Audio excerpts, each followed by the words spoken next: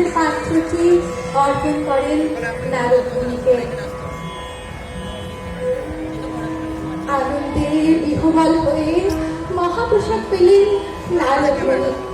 দিব্য ভাবোচ্ছ্বাস, প্রেমাবেশ উত্তরোত্তর বাড়তে থাকলে নিজেকে আর স্থির রাখতে না পেরে বিনা হাতে ভগবানের দিব্য নৃত্য কীর্তন করতে করতে উন্মত্তের মতো গোটা ব্রহ্মাণ্ড পরিভ্রমণ করতে থাকে সে।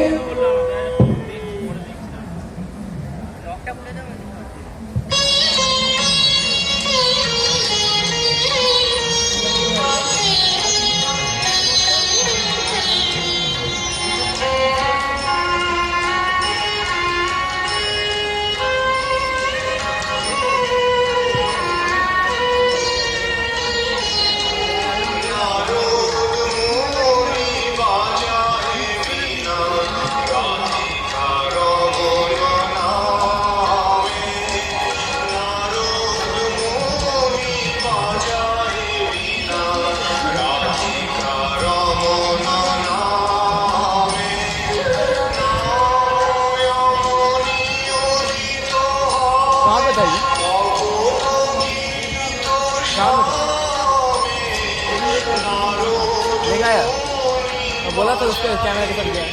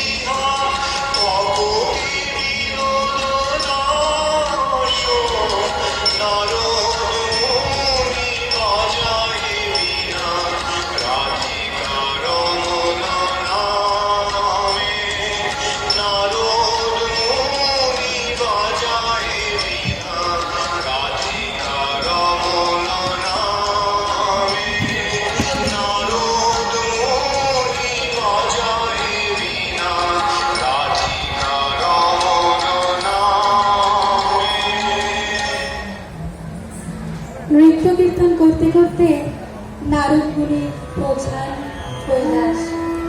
মহাদেব নারদ মুনিকে দর্শন করে বিস্ময়াভিভূত হলেও কৃষ্ণ প্রেমাবিষ্ট নারদ মুনির অন্য কোনো দিকে ধ্যানই ছিল না। হে নারদ, তুমি অনুক্ষণ নারায়ণের নাম কীর্তনে রত থাকায় প্রেমাবিষ্ট থাকো সর্বদাই, তবে আমি কখনো তোমার এমন ভাবোল্লাস দর্শন করিনি। আজ কি হয়েছে তোমার? আজ আজ আমি মাতা লক্ষ্মী দেবীর কৃপায় ভগবানের মহাপ্রসাদ পেয়েছি। তা গ্রহণ করার পরে এতই আনন্দ আর প্রেম অনুভব করেছি, আমি কিছুতেই তার নাম কীর্তন নৃত্য থেকে নিজেকে বিরত রাখতে পারছি না।